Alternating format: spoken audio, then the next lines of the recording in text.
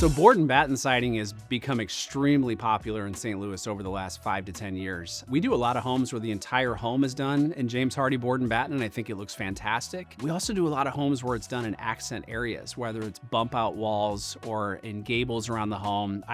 My home specifically, I did board and batten in all the gables in the house and 1 or 2 bump out sections just to give it a more of a custom look. So I think that's really popular. Shake is a popular option too in specific design detail areas. I also think the horizontal plank is a very classic look. Horizontal plank is the most cost-effective way to do Hardie, so a lot of our clients choose that in the bulk areas of the home, but not just to save money. I think it's a very classic, timeless look. Reverse board and batten is something that we don't see a lot in St. Louis anymore. You did see it on homes that were built kind of in the 60s, 70s, early 80s, where it was that panel siding that had a recessed groove in it.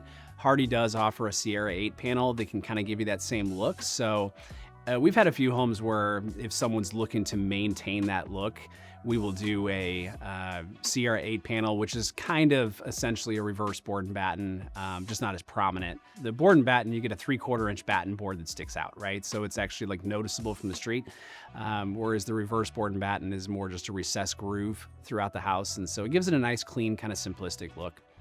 But I would say for every 10 board and batten jobs we do, we may do 1 reverse board and batten job. So it's just not something we see a lot, but that doesn't mean it's not an option. Hardie certainly still sees they recognize that it's a thing. And so they make it a product offering. And so it's something we can do for you if that's what you like for your house.